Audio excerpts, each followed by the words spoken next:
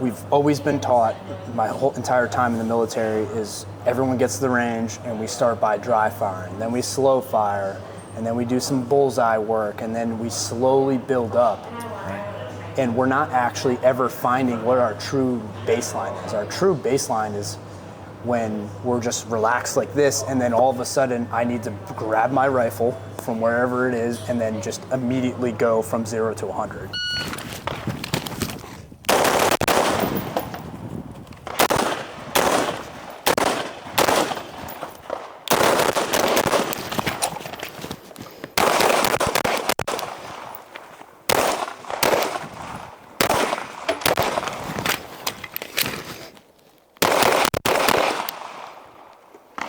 .96. Hey, what's going on, guys? Thanks for checking out the Subsecond cold start drill. I want to give a big thanks to Brandon Orr. He's been a really big driving factor on the scoring side and the kind of pushing the limits on what we can do and how we can train. So what we're going to do is we're going to go through the actual recording of the video and break down each thing, some of the stuff that I messed up, some of the things I can improve on, and then the methodology and the thinking behind what we're trying to achieve by this cold start drill. So I'll let you give a quick intro and we'll watch the video.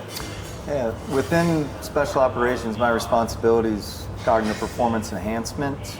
My background is in sport and performance psychology. That's my PhD is in that within a classical training standpoint. And what Jeff and I are always kind of focused on is whittling down the neuroscience points that can unlock for him that superior level of performance. And so that's where our relationship really started. And from here moving forward, that's what our focal point has been, is how can we identify the constraints for him, whether they're structural or functional, to get him from that high elite level to that superior performance level that we're hunting. We're set up, and we'll kind of talk you guys through the thinking behind it tactically, and then also we'll break down, if you see some stuff pop up, we'll go through that. We're going to start facing uprange, away from the target.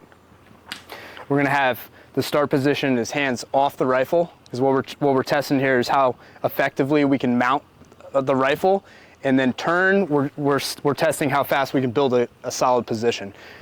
Then as fast as we can, we're gonna drop 5 rounds in the A zone here. As soon as those are complete, then we're gonna transition to start moving laterally.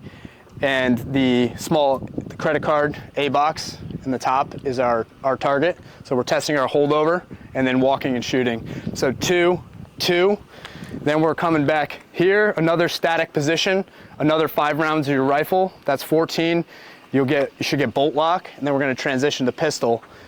Draw, immediate, another 5 rounds.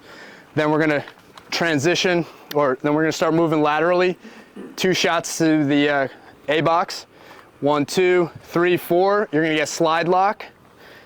Conduct your reload, another static position, 5 rounds. I'll hit on some tactical stuff, and then we can kind of deep dive into some of the splits and the thinking behind that. We've always been taught, my whole entire time in the military, is everyone gets to the range and we start by dry firing, then we slow fire, and then we do some bullseye work, and then we slowly build up.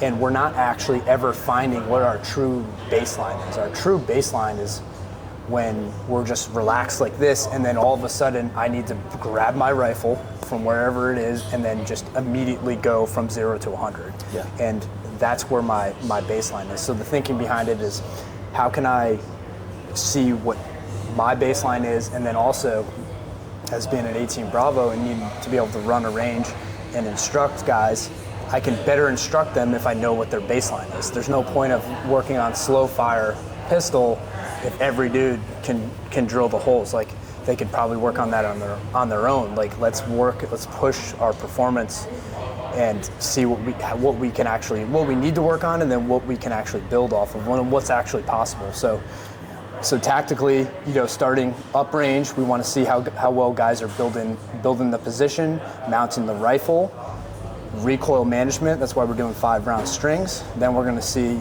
how well they move laterally. Because we're shooting the credit card, you're going to have to know what your holds are, so you're going to immediately be able to see, hey, how are my holds, what do those look like. Then we're going to build another position. So how well do you move laterally, and then build another position as if we were doing points of domination in CQB. Then we're going to dump another 5 rounds, recoil, transition, how well is the transition, 5 rounds with the pistol, recoil management with the pistol now. Then we're doing lateral with the pistol, moving and engaging the target. So now we got, if you're using a red dot, you got a little bit of that hold in there. It's not very far, but a little bit of hold, how well you target transition. Then we also have built in a pistol slide lock reload, so we can see what that is. And then another 5 rounds of, and I actually saw it in, I think it was the second time we ran this drill, where I did my reload, but because after that reload I didn't get a good grip, and I saw some of those splits, they dropped off. So that's kind of all the stuff. And then I know one thing that you hit on, you actually asked me after I first brought up this drill, you were like, hey man, why don't we do an M4 reload? And we used to do them all the time, of like being 5 meters away from the target. And it's actually a training scar of like, you need to know the mechanics, but what I like to see is guys build in a reload where you would actually do a reload, right? So I'm 5 meters away from the target, I have a secondary, my gun goes dry. What I want to do is build that habit in. So immediately go to my secondary, because what I've seen in training guys is the rifle goes dry. Now we're off the flat range and we're into some scenario. Say we're shooting around cars or something like that. And there specifically this one time we were driving some Hectors, so the robots that drive at you, and it's like, hey, this Hector has a gun, react to it and play off of it. The Hector drives all the way up to this guy, rifle goes dry, and then he immediately stands with no cover and goes to do a speed reload on his rifle without getting into cover. And I've seen it many times where we just drill that flat range and we don't take into account like, hey, at 5 meters, the only thing I want to do is transition. I have a secondary, that's it. Just get that gun down as fast as possible and neutralize the threat. So, and that was the thinking behind that. It's kind of like the vein of every cadre. Like any, whether it's CQB or it's flat range, and somebody goes dry on M4, and you'll hear from the catwalk, transition. It happens. Your point, like, if you haven't trained it, then it's not built in to the cognitive plan. If it's not built into the cognitive plan, then it's definitely not built into the motor plan. And those two pieces have to be in synchronicity, especially in something like this where it's dynamic. Because when it becomes dynamic and it becomes speeded, the motor function part of it is different. And at the same time, because those synapses, those thought patterns are happening so quickly, it can get dropped. Like the first time I shot it, I dropped off the second part of the 5-string engagement on the M4. Why? Because I didn't have the course of fire encoded from a cognitive plan, therefore it didn't transfer to my motor plan. That is what a dynamic context, a speeded context will do. Yeah, and then one thing we talked about on the ride back over was your, what'd you call it? The stress... stress metabolism? Yes. Stress metabolism. Yeah. Can you kind of go into that? Because what I found personally, right, is the most, whether I'm shooting in a competition or first drill of the day, that's always where it's the highest, you know? If I shot this once and then did it again, it's a little bit less. And that's also the other benefit of doing this drill like this, is that you have the maximum amount of stress. All your buddies are watching. Or, hey, if we're training as an ODA, all your guys are watching. Or, hey, you're out just by yourself. You're gonna have the most amount of stress that you can from this drill. And if you can kind of talk about that stress metabolism. I think too, for the audience, is trying to setting up, like, what you don't see here are 5, 6, 7 other people, some of whom are your teammates, watching you shoot this drill. Well, that's public evaluation, which you can't really replicate that context, that contextual influence at all. You have to have people watching you. So immediately that piece has been introduced and has to be accounted for, right? What I love about this drill is what we had talked about is when you're looking at this notion of stress metabolism, essentially all you're hunting are the constraints. Is the constraint the grip? Is the constraint the footwork? Is the constraint the gaze fixation and we're replacing eyes on the target? Is the constraint the motor skill of the reload? In my mind, it doesn't make sense to shoot pistol ISO in slow aim in a warm-up context simply because it is going to have a completely different manifestation when we turn dynamic. Right? When I shoot a slow, well-aimed string of 5 on, say, a halftime cadence of 1,001, 1,002, 1,003, the trigger execution is completely different than something like this. Right? Well, the slow aimed should be the reinforcement off of the dynamic baseline. The dynamic baseline, as I shot it, told me I was up and to the left. So that says something's either off with the grip or I'm hitting the back wall of the trigger and shifting things left. That's not going to manifest when I shoot it in a slow aimed context or a slow aimed situation, right? So all of those constraints, whether it's the eyes, it's the grip, it's the trigger, it's the footwork, it's the reload, it's the kit, all of those things are constraints that keep you specifically from that superior level of performance that we're hunting for to get sub 20 on this. So that is essentially the equation for stress metabolism. When I shoot this in a context, by that I mean dynamic and speeded fashion. When I shoot it in that particular context, I'm then identifying what are my constraints. Is it the footwork? Is it the eye? Is it the grip? Is it the trigger? Is it the kit? Is it the turn? All of those components essentially identify for you as the shooter that shooter solution that says, okay, for this level that I'm hunting, what is the point of emphasis that essentially is limiting me from getting to that level that is, you know, if we look at it from a safari standpoint, that's like prescribed or requisite. But for you, it's preferred and desired, that superior level of performance. If I haven't done it in a dynamic fashion, then I don't know how then off of this drill cold start to move into my day of training and know what to emphasize.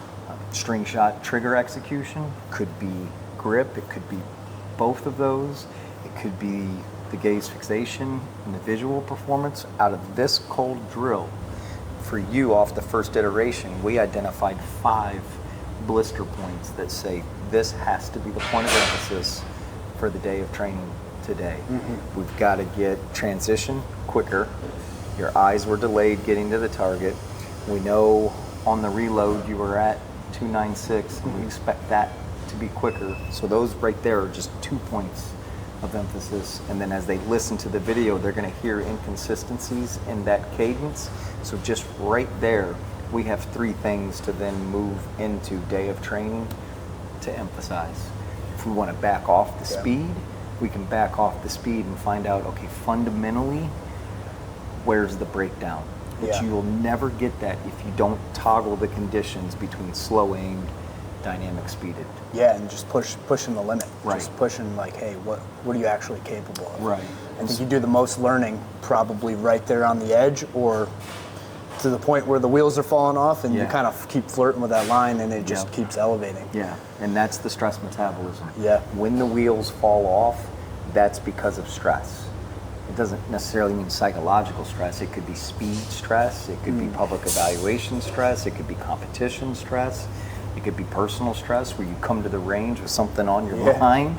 So any of those pieces basically represent the resistance to the level of performance that we're hunting. And so if we take it again off of a string cadence on a pistol, maybe it's the grip. The fundamentals of it fall apart in a rapid 5-string engagement. That's resistance. That's the thing that has to get honed in and fixed. As you hone in and fix that by toggling your different speeds, you are essentially living in that space of metabolizing the stress, metabolizing the resistance, breaking it down so that you can get to that kind of superordinate level where you then move from high to elite to superior level. Yeah. Cool. Well, I'd say let's we can go through the actual times and we kind of break down. Start with kind of like, I guess, my overall time. So that ended up being 2.96 overall time cold. So that means 20.96. 20.96. Yeah, 2.96 would be impressive. Yeah, that would be really impressive for 28 shots. Yeah, that'd be something. So, and that's true cold. That means you're allowed to load your rifle, load your pistol, turn the optics on, check them, and then it gets slung or holstered. There's no bringing it up, checking it, and whatnot. We're trying to get the most truest baseline we possibly can. What are your thoughts on somebody like me, never seen the drill before, never shot the drill, and you shoot it and say, okay, you're up. Are you cool with that kind of walking the course to build a mental plan? I would say, because like any other drill, you said like the first time you did it, right? You just forgot, you transitioned before you needed to. So there is that little piece, which, and that was the third time I shot that cold, shot this drill cold. So, and then I also designed it, so I kind of had a better idea. So that's also going to be a thing. So yeah, I would say the first couple times, record the time, do it truly cold, and then shoot it a couple more times after. It only takes, 20, 30 seconds, and it's 28 rounds. So it's not really taking that much. Shoot it a couple more times, and then each day you go to the range, instead of starting off with that slow fire methodology, start off, go full speed, and then once you understand the drill, then you could really start honing in that baseline. Yeah. And that's kind of my thinking behind it. Is like, hey, the first time you do it, like, it's not going to be your true baseline, because you're also throwing in that factor of learning a new drill. So as soon as you learn the drill and you're comfortable with that, that's when I think the next time you come to the range, you shoot it, and that's where you're going to get that true baseline. Yeah, I think the key thing to identify, just based off kind of double clicking on what you said, we've already kind of elaborated on why we think you need to start dynamically. And the beauty of that is you start dynamically to identify, right? Identify the constraint, and then move into the more slow aimed, methodical, to refine the things that have been identified. So those are the two key words for me. Yeah. This granularity that comes off of these splits are going to give you guys that elite, superior performance space that you need to hunt. Because it could be the M4, it could be the time spent to move, it could be the reload. All of those little nuanced kind of elements of performance enhancement and point of emphasis and the functional or structural constraint that you need to account for are gonna be revealed to you in the splits. And that's my argument for having this level of detail off of this scoring system. Yeah, and it really doesn't take much time to write all this stuff down. And again, it's a cold start drill, so you're only doing it once. It took me and you writing all this down, I don't know, like 3 minutes. Like 3 minutes. Yeah. And now I have all this data for when the next time I go to the range, so that I'll do it again, get more data, and be able to constantly push the limits of my abilities, and then know what to focus on and train. And I think that's huge. Absolutely, man. Yep, 100%. Cool. Well, thanks, guys. We appreciate you watching. And if you'd like to see more of this, definitely reach out. Let me know if you want to see something specific. We're all ears. We're gonna keep pushing the limits and keep incorporating a lot more of this stuff. And then Brandon's definitely going to be helping me out, kind of keep pushing that limit of what's actually possible.